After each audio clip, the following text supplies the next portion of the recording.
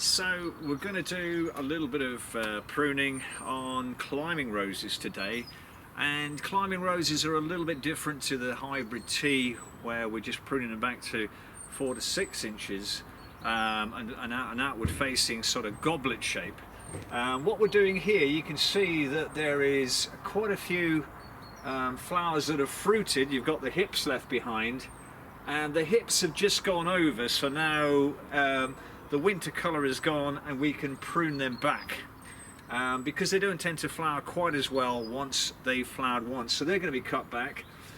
We'll be looking at some of the replacement shoots. So on this particular plant there's some nice replacement shoots which are coming, and what we need to do is make sure that you've got a steady supply of new growth coming through, and the way we do that, of course, is to cut out a portion of the older wood. So where it's begun a bit lignified, a bit woody, as long as we've got a nice replacement shoot coming, then it'll be okay. So you've always got to do that with roses. You've got to actually cut back a portion to keep sending up the new material and renewing it, so there's always something of interest and some good quality shoots that will have flowers and fruit on. We'll also be looking at 1 or 2 that have got some nice arching habits, because again you want to maintain that arching habit because you get more flowers and fruit when it's arching rather than going straight up. Because it's on the wall, of course, we'll need to cut it back and keep it fairly close to the wall so it's not coming away. Right, let's get started. We'll get my secateurs and we'll start cutting back. So I've got some pieces here that have fruited heavily, so I'm going to cut back that one to, we'll start off to here and have a look at it, see what's on that shoot. Is there anything good? There's quite a nice arching, but there's quite a good replacement shoot in behind, but unfortunately that's all growing that way.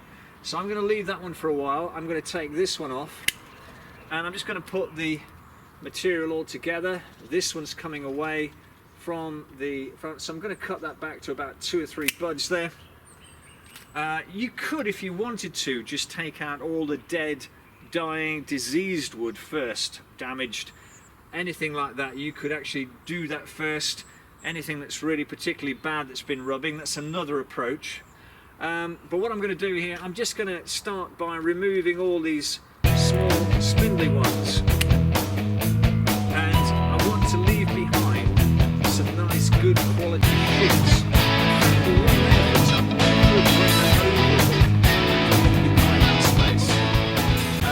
So we'll work our way through. We've got another one that's sort of cropped here, but it won't flower on that one again, so I can cut that one back. This one here, you can see it's a shoot coming from the base, and I'm just checking it to make sure it's not a sucker, and it is a good shoot. Now it is a good shoot, and it's got another good lateral coming off it, so I'm going to prune that one back to there because that bit is actually flowered, as you can see. So again, we've got to cut it back if it's flowered to send up new shoots, and I've got a good shoot there. Here again, it's flowered on that one, so I'm going to remove that. Again, it's got a good shoot there, but it has flowered. But now I'm going to cut it back, and I don't want to cut it to this bud, it's going to grow outwards. So I've got a bud growing that way, so I'm going to take that one to that way. And then on this one also will have flowered at the top because it flowers on the end of this season's growth. So what I'm going to do is, with that one, I've got a line there, I've got a wire, and I've got a bud just there, so I'm going to cut that, so that will then go parallel to the line, to the wire, and we can train it if we want to. So it's just a question of working my way through. There's a damaged one there, we've got there, that one's flowered, so we'll prune that out. Okay, we've also got this one that's flowered, but there is quite a nice shoot up at the top there. That's certainly flowered. I'm going to cut that one back just behind to, that's going to actually hold the rose on the wall, so I'm going to leave that bit to hold the rose on the wall. I'm just going to cut those back to a couple of buds. This one here, I'm going to certainly prune that because that's coming away. I'm going to prune that one. That one's sort of arching round, so it's not too bad. And then I'm going to reduce this one back to a couple of buds at the base, just so that's nice and tight on the wall. It's been cut back, all the old flower heads have been cut off it, but it's nice and held in there. With this one, it's arching away, and sometimes you want to, with arching plants, sometimes you do want to keep some arching material because it can be quite attractive. So we have to be a little bit careful with arching materials because sometimes it can be useful. But this one has already flowered, so I'm going to just nip that one back. Okay, and this one again, I'm going to have to sort of prune that to an upward facing bud there to sort of shoot up to the behind the wire and get that out there. Quite a lot of congestion here again, so I'm just going to thin that out, simplify it. Again, not very strong shoots here, so we've got to get back to something a little bit sturdier, so I'm going to cut that one back to there. This one again, not great, but there is some nice shoots coming off it here, so I need to get a replacement shoot going out that way. The way I'm going to do that is to cut it back to that lateral there. So what we'll do is we'll just cut this one back to a lateral. I'm just going to remove that and remove that one. Okay, and then that's it. Now we can move on to another part. You can see here, not a good shoot. It's already flowered. It won't flower next year as good. So again, we're just going to look for a bud. I'm going to keep it tight to the wall. So I'm going to prune it back to there. And already you can see that this is simplified and tight to the wall, and we've cut off all the old flower heads. So what we'll do, we'll have a little look at this top left area next and just prune that back. So here we go, you can see there's lots of shoots coming out, and what I'm going to do, I'm going to leave this little bit behind the wire to keep it nice and tight again on the actual wall, and I'm going to cut this one back. I'm going to reduce that one. And now what I'm going to do here, I'm actually going to just cut this one to a bud growing that way, and we can tie that in if need be, in behind there with a little bit of jute string or something like that just to do that. We'll prune that one inwards so it keeps it tight on the wall, and then this one here we'll prune. Okay, take that one out.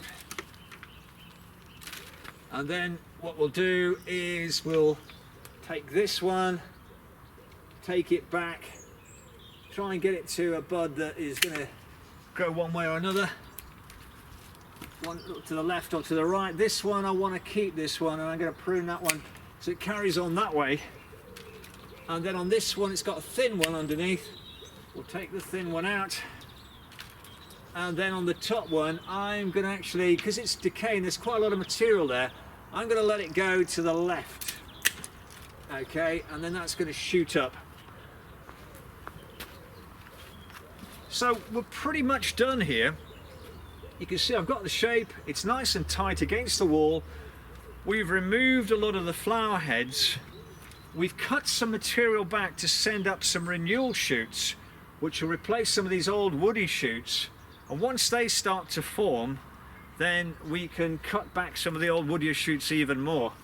There are lots of tricks you can do when you are pruning climbers. For example, if I wanted a bud to shoot and it wasn't, what you can do is, if this was a bud, if this bud was there and you wanted to sort of make it shoot.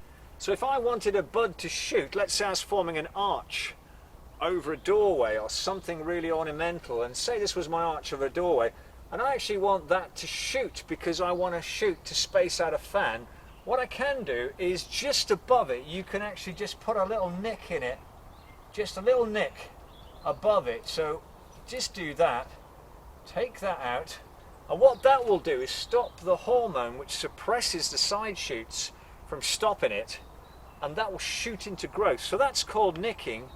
And equally, if I've got a shoot that is growing too fast and I want to slow it down for whatever reason, so say for example let's take this one here, that this was growing a bit fast, the reduced the amount of sap getting to that particular shoot, and that will slow it down. The other way of slowing it down, of course, is to bend it down. The more you bend a shoot down, it'll slow it down. The more you bend it up, it'll speed it up. So for example, if you were doing a fan and one is really growing fast and this one isn't as fast, what you can do, bend that one down, bend that one up. That will grow quite a lot, and when it gets similar length, you can bend them down again. So that's a bit of nicking and notching and little tricks you can do to make sure you end up with an even fan, or whatever you're doing, you can get the display that you want. So that's got that climbing rose nice and tight on the wall.